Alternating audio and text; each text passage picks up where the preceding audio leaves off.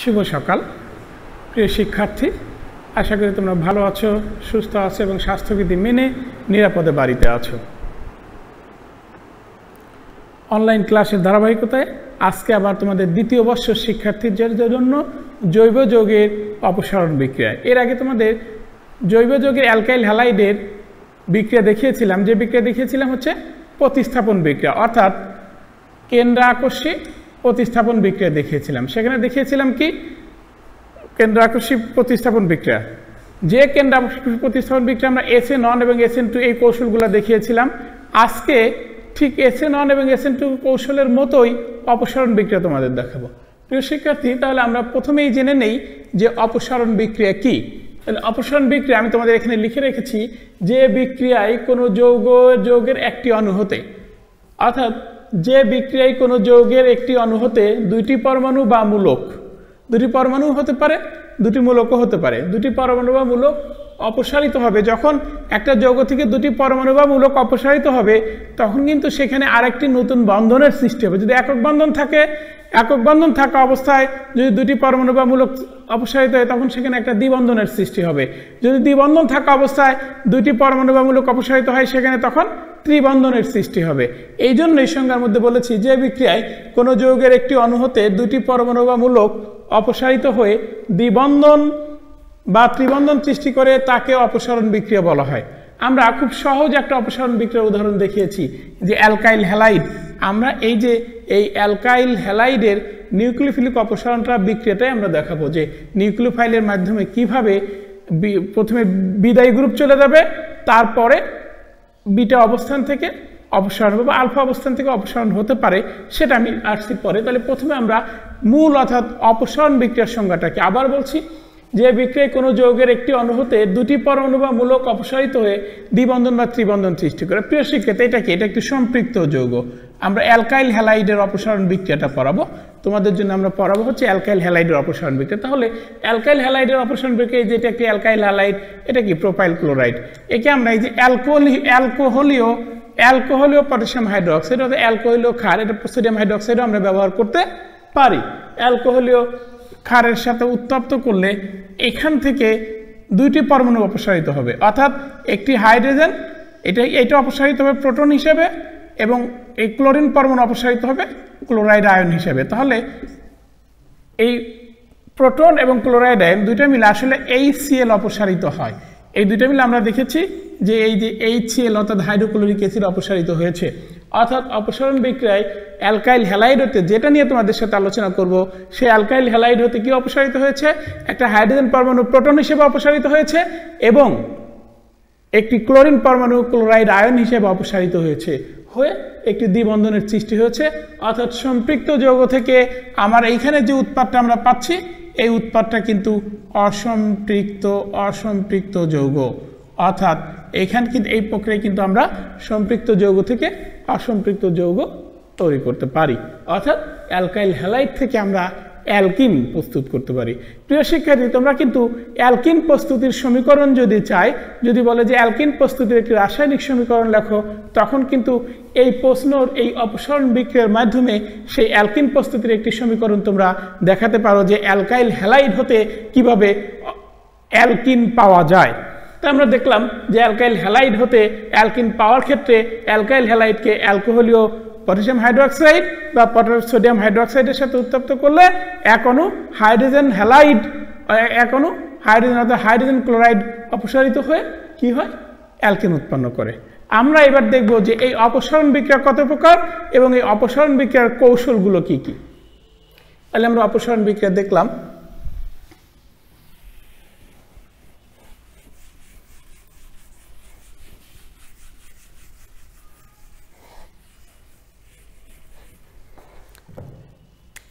অপসারণ বিক্রিয়া প্রধানত দুই প্রকার। যথা এক নম্বর হচ্ছে এই যে অন অপসারণ বা আলফা অপসারণ। আরেকটা হচ্ছে অন টু অপসারণ বা বিটা অপসারণ। লক্ষ্য করো প্রিয় শিক্ষার্থী, অনন অপসারণ, অর্থাৎ আমরা আগে যে বিক্রিয়াটি দেখেছিলাম, আমি আবার একটু বিক্রিয়াটি লিখছি, আবার বিক্রিয়াটা লিখছি যে এই যে CH3 bond CH2 bond CH2 Cl ছিল, আমাদের সাথে ছিল পটাশিয়াম হাইড্রোক্সাইড, আমাদের কি ছিল অ্যালকোহলীয়, ALC দ্বারা আমরা অ্যালকোহল বোঝাতে পারি, ALC দ্বারা অ্যালকোহলীয়, তাকে আমরা উত্তপ্ত করেছিলাম, উৎপন্ন হয়েছিল আমাদের প্রোপিন। এই যে আমাদের প্রোপিন উৎপন্ন হয়েছিল, এই প্রোপিন উৎপন্ন হওয়ার কারণে আর আমাদের উৎপন্ন হয়েছিল HCl। এই যে প্রোপিন, এখানে কিন্তু লক্ষ্য করো প্রিয় শিক্ষার্থী, পাশাপাশি দুইটি কার্বন থেকে কি হয়েছিল, পাশাপাশি দুইটি কার্বন থেকে অ্যালকাইল হ্যালাইড অপসারিত হয়েছে, হাইড্রোজেন হ্যালাইড অপসারিত, অর্থাৎ একটি কার্বন থেকে হাইড্রোজেন ক্লোরাইড অর্থাৎ বিদায়ী গ্রুপ অপসারিত হয়েছিল, আর একটি কার্বন থেকে হাইড্রোজেন আয়ন অপসারিত হয়েছিল। এটা অনন বলার চেয়ে আলফা বলাটা খুব বেশি যুক্তিযুক্ত। কেন আলফা বলাটা বেশি যুক্তিযুক্ত? আলফা আমরা কোনটাকে ধরছি, যে কার্বনে বিদায়ী গ্রুপ থাকে তাকে আমরা কি বলছি, আলফা বলছি। এই বিদায়ী গ্রুপ তো মাঝখানেও থাকবে, তখন তো আমরা সেটাকে অনন বলছি না। যাই হোক, এইভাবেও বলা যায়, যদি প্রান্তে থাকে অ্যালকাইল হ্যালোজেন পরমাণুটা যদি প্রান্তে থাকে তখন আমরা একটু অনন অপসারণ বলতে পারি, বা অনটু অপসারণ, বা এই বিটা অপসারণ বলতেছি, অনটু অপসারণ। এইখানে যে বিষয়টা যেটা বলছিলাম, এইখানে কিন্তু এটা আমরা নামকরণের ক্ষেত্রে 1 নম্বর 2 নম্বর, এই জন্য এটাকে আমরা বলছি অনটু অপসারণ। একটা থেকে, অর্থাৎ 1 নম্বর থেকে প্রথমে ক্লোরাইড আয়ন অপসারিত হচ্ছে, 2 নম্বর থেকে হাইড্রোজেন আয়ন অপসারিত হচ্ছে, অনটু অপসারণ। এবং তোমাদের উচ্চ মাধ্যমিক পর্যায়ে এই অনটু অপসারণ নিয়েই আমরা কথা বলবো। অর্থাৎ এই যে পাশাপাশি দুইটা কার্বন, যেটাকে আমরা বলছি সন্নিহিত কার্বন, এটাকে কি বলছি আমরা, সন্নিহিত কার্বন। সন্নিহিত কার্বন থেকে দুটি পরমাণু অপসারিত হবে, একটা এই 1 নম্বর কার্বন থেকে একটা, আর একটা 3 নম্বর কার্বন থেকে অপসারিত তা কিন্তু হবে না। তাহলে অপসারিত হবে সন্নিহিত কার্বন, অর্থাৎ পাশাপাশি দুটি কার্বন থেকে হাইড্রোজেন পরমাণু অপসারিত হবে প্রোটন হিসেবে, এবং হ্যালোজেন পরমাণু অপসারিত হবে হ্যালাইড আয়ন হিসেবে। অপসারিত হয়ে যে অপসারণ বিক্রিয়া ঘটে তাকে আমরা অনটু অপসারণ বিক্রিয়া বা বিটা অপসারণ বিক্রিয়া বলবো। এইটা তোমাদের আলোচ্য বিষয় নয়, এইটা তোমাদের সাথে কথা বলবো না। তবে যদি একই কার্বন থাকে, আমি শুধু বলে রাখছি যে এই একই কার্বন থেকে যদি ক্লোরিন পরমাণু এবং হাইড্রোজেন পরমাণু অপসারিত হয়, যদি একটা কার্বন থেকে ক্লোরিন পরমাণু এবং হাইড্রোজেন পরমাণু অপসারিত হয়, তখন সেই ধরনের অপসারণ বিক্রিয়াকে আমরা কি বলবো, অনন অপসারণ বিক্রিয়া। অনন অপসারণ বিক্রিয়ায় আমি যাচ্ছি না, আমি আজকে তোমাদের পড়াবো অনটু অপসারণ বিক্রিয়া এবং এই অনটু অপসারণ বিক্রিয়ার প্রকারভেদ। তাহলে অনটু অপসারণ বিক্রিয়া হচ্ছে কি, অর্থাৎ বিদায়ী গ্রুপ যে কার্বনে আছে সেটাকে যদি আমরা অন ধরি, তার পাশেরটা টু, বা বিদায়ী কার্বন যেখানে আছে, বিদায়ী গ্রুপ যেখানে আছে সেটাকে আলফা ধরলে তার পাশে হচ্ছে বিটা, তার পাশের বিটা কার্বন থেকে একটি প্রোটন অপসারিত হবে। এইভাবে আলফা বিটা অপসারণের মাধ্যমে, যেমন এইটাকে যদি আমরা কি ধরি, এটাকে যদি আমরা আলফা, কারণ এই কার্বনের সাথে কিন্তু আমার এই বিদায়ী গ্রুপটা আছে, সেটাকে আলফা কার্বন, তার পাশের কার্বন হচ্ছে বিটা কার্বন, অর্থাৎ বিটা কার্বন থেকে প্রোটন অপসারিত হবে, এই প্রোটনটা অপসারিত হবে বিটা কার্বন থেকে, এই প্রোটন অপসারিত হবে বিটা কার্বন থেকে, আলফা কার্বন থেকে হ্যালাইড অপসারিত হওয়ার পর, এই জন্য এই বিক্রিয়াকে বিটা অপসারণ বিক্রিয়া অথবা আলফা বিটা অপসারণ বিক্রিয়াও বলা হয়, অনটু অপসারণ বিক্রিয়াও বলা হয়। এখন আমরা দেখি এই বিক্রিয়াটা কত প্রকার।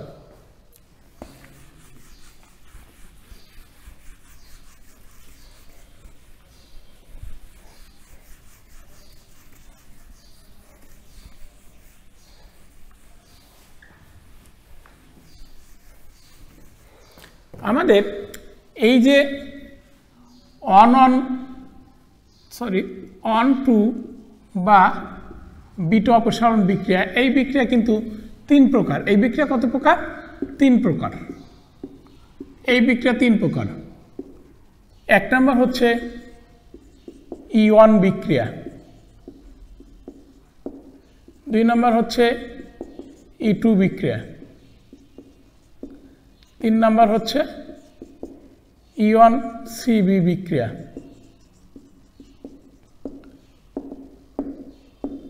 তোমাদের জন্য এই দুইটা আলোচনা করব। উচ্চ মাধ্যমিক পর্যায়ের অর্থাৎ দ্বাদশ শ্রেণীর জন্য E1 এবং E2 আলোচনা করব। E1CB তোমাদের জন্য দরকার হবে না, এই দুটো তোমাদের জন্য গুরুত্বপূর্ণ। তাহলে E1 বিক্রিয়ার একটা নাম হচ্ছে বা একাণবিক অপসারণ বিক্রিয়া। একাণবিক অপসারণ বিক্রিয়া। একাণবিক অপসারণ বিক্রিয়া। আর এইটা হচ্ছে E2 বিক্রিয়া বা দ্বি-আণবিক অপসারণ বিক্রিয়া, আণবিক অপসারণ বিক্রিয়া। এটা ইংরেজিতে তাহলে কি হবে? আমরা কি জানি যে অপসারণ বিক্রিয়ার ইংরেজিতে হচ্ছে ইলিমিনেশন, তাহলে ইলিমিনেশন ইউনিমলিকুলার। এবং আরেকটি বিষয় তোমাদের বলে রাখি, আমাদের যে এই যে অপসারণ বিক্রিয়াগুলো পড়বো, এই টোটাল অপসারণ বিক্রিয়াগুলো কিন্তু নিউক্লিওফিলিক অপসারণ বিক্রিয়া। আমরা কিন্তু নিউক্লিওফাইলের মাধ্যমে বিটা প্রোটনকে অপসারণ করছি, নিউক্লিওফিলিক অপসারণ বিক্রিয়া। তাহলে এই যে ইয়ন বিক্রিয়া অর্থাৎ ইলিমিনেশন ইউনিমলিকুলার, ইলিমিনেশন ইউনিমলিকুলার রিয়াকশন, এটাকে আমরা বলছি ইয়ন বিক্রিয়া বা বাংলায় যেটা বলছি একাণবিক বিক্রিয়ার। E2 কে বলছি আমরা ইলিমিনেশন বাইমলিকুলার, ইলিমিনেশন বাইমলিকুলার রিয়াকশন বা যেটাকে আমরা বলছি দ্বি-আণবিক বিক্রিয়া। ইয়ন CB হচ্ছে ইলিমিনেশন ইউনিমলিকুলার কনজুগেট বেস বিক্রিয়া। এই ইয়নের সাথে ইয়নের পার্থক্য হচ্ছে এই জায়গাটা একটা পার্থক্য আছে। এই পার্থক্যটা কি? এই পার্থক্যটা হচ্ছে এইখানে বিটা প্রোটনটি আগে অপসারিত হবে, এইখানে প্রোটন আগে অপসারিত হবে, তারপর বিদায়ী গ্রুপ অপসারিত হবে। এই ইয়ন এবং ইয়ন CB বিক্রিয়ার আর কোনো পার্থক্য নেই। পার্থক্য হচ্ছে ইয়ন বিক্রিয়ায় কি হবে? প্রথমে বিদায়ী গ্রুপ অপসারিত হবে, পরে দ্রাবক বা ক্ষারের আক্রমণে বিটা কার্বন থেকে প্রোটন অপসারিত হবে, যেটা আমরা মেকানিজমের মাধ্যমে তোমাদের দেখিয়ে দেব। কিন্তু ইয়ন CB রিয়াকশনের ক্ষেত্রে ঠিক তার উল্টা, অর্থাৎ ইয়ন CB রিয়াকশনের ক্ষেত্রে দ্বিতীয় ধাপটা আগে ঘটবে, অর্থাৎ প্রথমে বিটা প্রোটন অপসারিত হবে, অপসারিত একটা কার্বন আয়ন তৈরি হবে, বিটা প্রোটন অপসারিত হয়ে একটা কার্বন আয়ন তৈরি হবে এবং সেই কার্বন আয়ন থেকে বিদায়ী গ্রুপ অপসারিত হবে, হয়ে সেখানে দ্বিবন্ধনের সৃষ্টি হবে। এইটা হচ্ছে ইয়ন CB রিয়াকশন, ইয়ন CB অর্থাৎ ইলিমিনেশন ইউনিমলিকুলার কনজুগেট বেস রিয়াকশন। প্রিয় শিক্ষার্থী, তাহলে আমরা সরাসরি চলে যাই ইয়ন বিক্রিয়াতে বা ইয়ন বিক্রিয়া বা একাণবিক অপসারণ বিক্রিয়া, সেটার কৌশলে আমরা সরাসরি চলে যাব।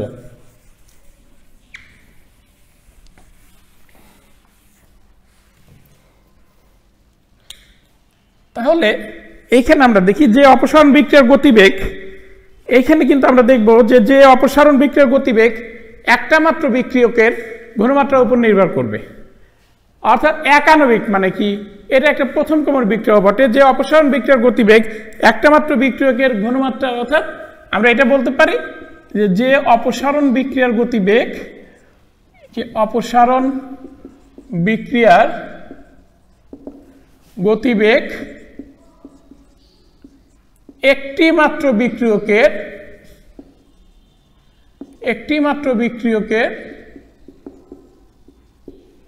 ঘনমাত্রার উপর নির্ভরশীল, একটি মাত্র বিক্রিয়কের ঘনমাত্রার উপর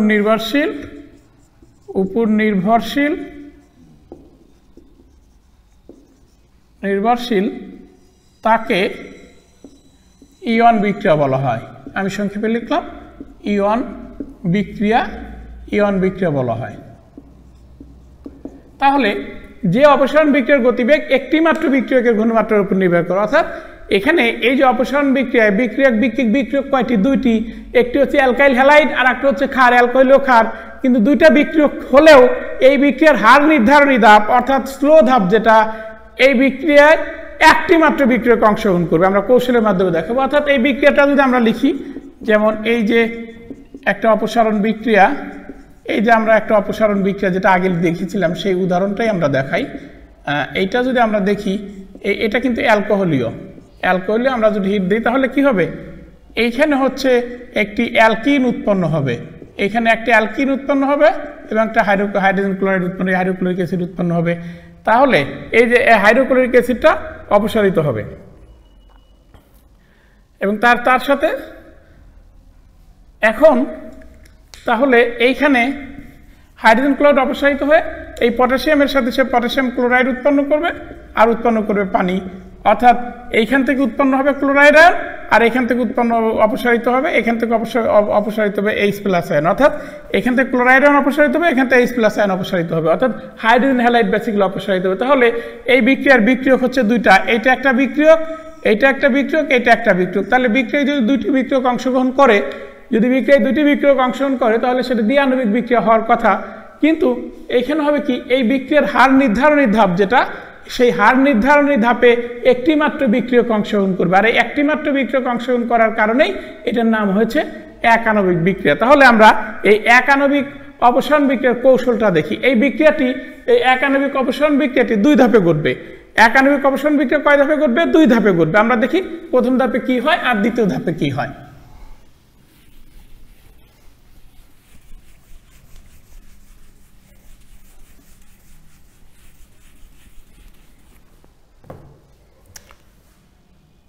তাহলে আমরা ইয়ন বিক্রিয়ার কৌশল দেখি।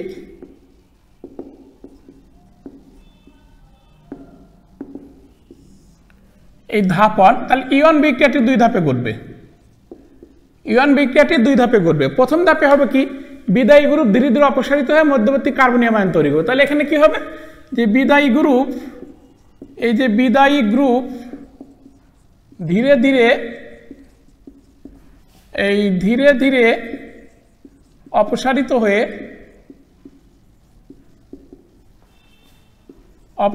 হয়ে মধ্যবর্তী কার্বনীয় আয়ন তৈরি করে। মধ্যবর্তী কার্বনীয় আয়ন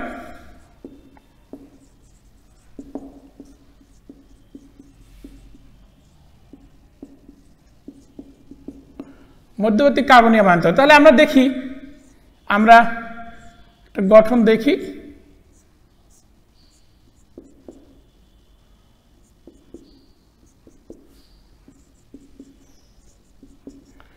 এই যে আমাদের বিদায়ী গ্রুপ, প্রিয় শিক্ষার্থী দেখতে পাচ্ছ তোমরা, এই যে বিদায়ী গ্রুপ, এই বিদায়ী গ্রুপটা যেহেতু কার্বন অপেক্ষা ক্লোরিনের তড়িৎ-ঋণাত্মকতা বেশি, এই বন্ধন যদি ইলেকট্রন নিচের দিকে টানবে, টেনে এটা অপসারিত হবে। অপসারিত হলে তখন কি অবস্থা হবে? এই যে এইরকম আমরা একটা ট্রানজিশন স্টেট দেখাই। আমি আবার একটু মুছে, আমি একটু কম এক লাইনে দেখানোর জন্য একটু জায়গা কম নিচ্ছি। এই যে তখন এই বিদায়ী গ্রুপটা অপসারিত হওয়ার পর যে ডেল নেগেটিভ এবং এইটা হচ্ছে ডেল পজিটিভ, তারপরে এইগুলোতে যা আছে তাই। তাহলে এই যে এই অবস্থাটা এইটাকে আমরা কি বলবো? এই অবস্থাটা হচ্ছে আমরা ট্রানজিশন স্টেট যদি বলি, তাহলে ট্রানজিশন স্টেট অন, এটাকে আমরা ট্রানজিশন স্টেট অন বলবো। অর্থাৎ বিদায়ী গ্রুপ যাওয়ার প্রস্তুতি নিচ্ছে, বিদায়ী গ্রুপ চলে যাবে, ধীরে ধীরে অপসারিত হচ্ছে, এটার উপর ডেল নেগেটিভ চার্জ, এটার উপর ডেল পজিটিভ। পরে আমরা পরের ধাপে দেখিয়ে দিতে পারি যে মধ্যবর্তী কার্বনিয়াম আয়ন, এই যে মধ্যবর্তী কার্বনিয়াম আয়ন উৎপন্ন হয়েছে, এই যে আমাদের মধ্যবর্তী কার্বনিয়াম আয়ন উৎপন্ন হয়েছে। এটাকে আমরা মধ্যবর্তী কার্বনিয়াম আয়ন আমরা বলতে পারি।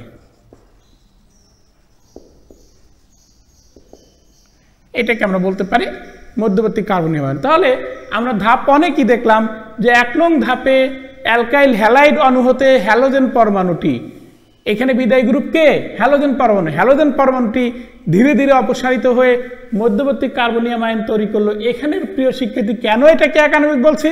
কারণ এইটা হচ্ছে ধীরগতির ধাপ। এই যে বলছি ধীরগতির, এইটা হচ্ছে ধীরগতির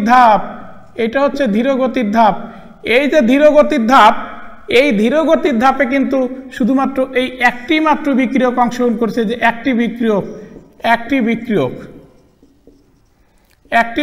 এই ধীরগতির ধাপে কি অংশগ্রহণ করছে? একটি বিক্রিয়ক অংশগ্রহণ করছে। এই জন্য এটাকে বলতেছি এক আণবিক বিক্রিয়া। এটা প্রথম ক্রমেরও বিক্রিয়া, কারণ বিক্রিয়ার হার একটি মাত্র বিক্রিয়কের উপরই নির্ভর করছে। তাহলে এই হচ্ছে আমাদের প্রথম ধাপ। তাহলে প্রথম ধাপে আমাদের মধ্যবর্তী কার্বনিয়াম আয়ন তৈরি হলো, আমরা TH1 দেখলাম। এবার আসি ধাপ 2, এটা মুছে দিচ্ছি।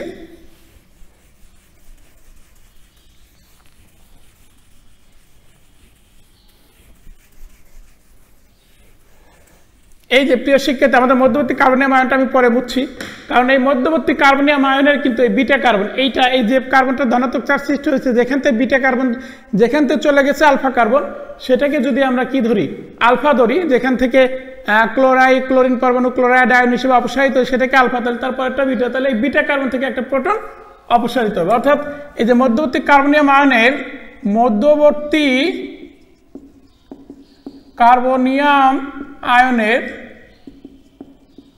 আয়নের এই বিটা কার্বন থেকে একটি প্রোটন অপসারিত হয়ে উৎপাদ তৈরি করে এটা কিন্তু খুব দ্রুত হয়। এটা কিন্তু মধ্যবর্তী কার্বনিয়াম থেকে এই যে একটি প্রোটন অপসারণ, এই প্রোটন অপসারণ দ্রুত হয়, এটা হয় দ্রুত। আমরা দেখি মধ্যবর্তী কার্বনিয়াম আয়নটা আমাদের কি ছিল, আমাদের ছিল হচ্ছে এইটা ছিল মধ্যবর্তী কার্বনিয়াম আয়ন, এই যে মধ্যবর্তী কার্বনিয়াম আয়ন ছিল এটা।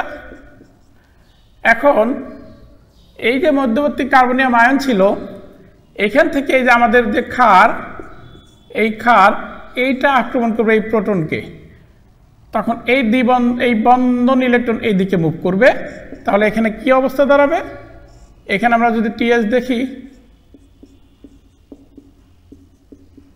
তাহলে এইটার উপর আংশিক পজিটিভ চার্জ, কারণ কিছুটা পজিটিভ চার্জ প্রশমিত হয়ে যাচ্ছে, আর এইটা OH আংশিক নেগেটিভ চার্জ, প্রোটন অপসারিত হচ্ছে। এইটাকে আমরা বলছি TS2, অর্থাৎ ট্রানজিশন স্টেট 2। তাহলে ট্রানজিশন স্টেট 2 এর পরের ধাপে তাহলে কি হচ্ছে, অর্থাৎ এই যে বিটা প্রোটনটা যে অপসারিত হচ্ছে তার যে একটি অস্থায়ী অবস্থান্তর অবস্থা, সেই অবস্থাটা আমি দেখাচ্ছি।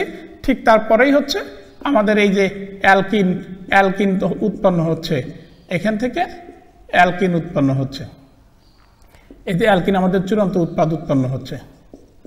তাহলে আমরা ইয়ন বিক্রিয়ার কৌশল দেখলাম, অর্থাৎ ইয়ন বিক্রিয়া আমরা কি দেখলাম, যে ইয়ন বিক্রিয়াতে প্রথম ধাপে হ্যালোজেন পরমাণুটা অপসারিত হলো, এবং দ্বিতীয় ধাপে সেই যে কার্বন থেকে হ্যালোজেন পরমাণুটি হ্যালাইড রূপে অপসারিত হয়েছে তার বিটা কার্বন থেকে একটি প্রোটন দ্রাবকের আক্রমণে বা ক্ষারের আক্রমণে অপসারিত হয়ে উৎপাদ গঠন করলো।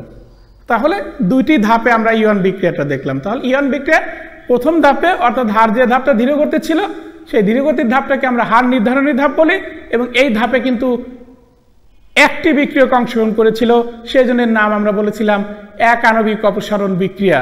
তাহলে এক আণবিক অপসারণ বিক্রিয়ার কৌশল আমরা দেখলাম। এইবার আমরা দেখব দ্বি আণবিক অপসারণ বিক্রিয়া।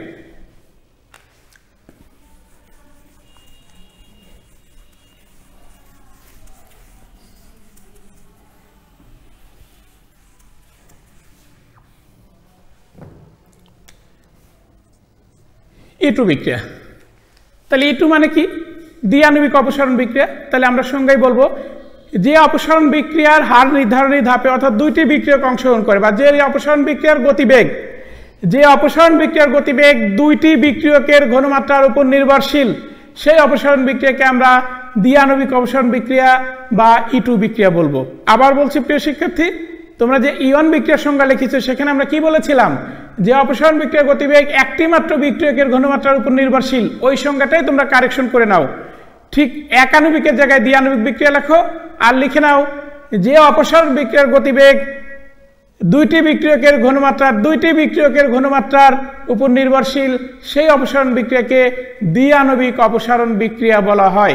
এই যে দ্বি আণবিক অপসারণ বিক্রিয়া, তার একটা কৌশল আমরা দেখাবো। তাহলে দ্বি আণবিক অপসারণ বিক্রিয়া কিন্তু, অর্থাৎ E2 বিক্রিয়া SN2 কৌশলের মতোই এক ধাপে ঘটবে।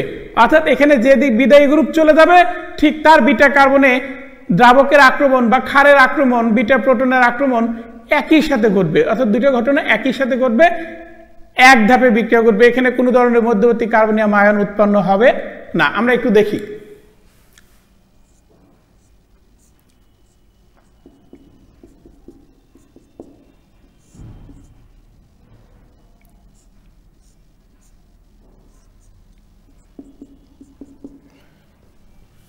প্রিয় শিক্ষার্থী, এটা হচ্ছে একটি অ্যালকাইল হ্যালাইড। এই যে অ্যালকাইল হ্যালাইড, এই যে এইটা চলে যাবে ঠিক একই সাথে ক্ষারের আক্রমণে এই যে বিটা প্রোটনকে, দুইটা ঘটনা একই সাথে ঘটবে। তাহলে তার ট্রানজিশন স্টেটটা কি দাঁড়াবে আমরা একটু দেখি।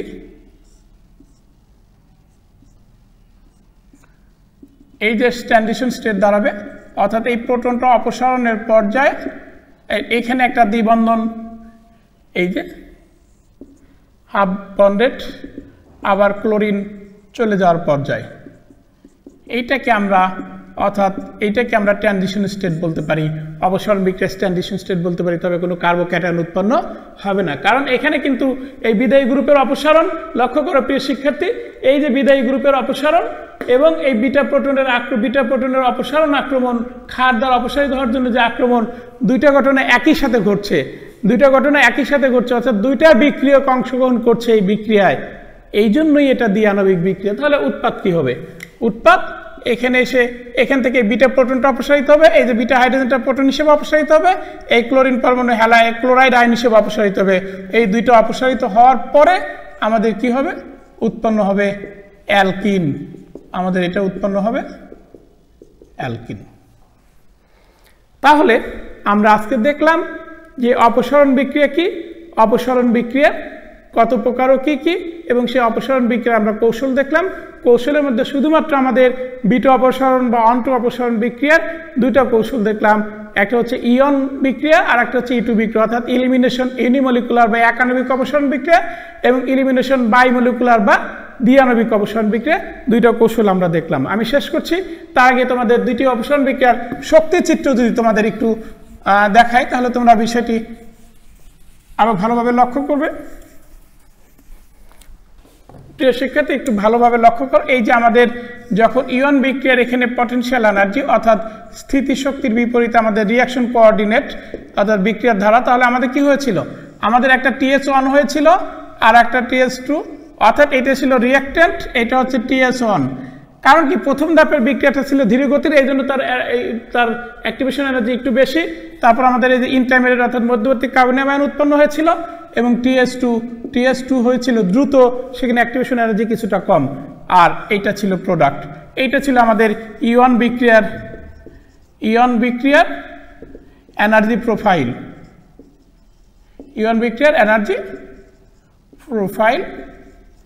আর আমরা যদি E2 বিক্রিয়ার এনার্জি প্রোফাইল আমরা কি দেখেছি? একই রকম, এটাকে আমরা পটেনশিয়াল এনার্জি, এটা হচ্ছে রিয়াকশন কোঅর্ডিনেট বিক্রিয়ার ধারা। তাহলে এখানে আমরা দেখব যে এক ধাপে বিক্রিয়া ঘটেছে, অর্থাৎ রিয়াক্ট্যান্ট, এটা ছিল আমাদের TS, এটা হচ্ছিল আমাদের প্রোডাক্ট, অর্থাৎ বিক্রিয়াটি এক ধাপে ঘটেছে, এক ধাপেই দুইটি বিক্রিয়ক অংশগ্রহণ করেছিল।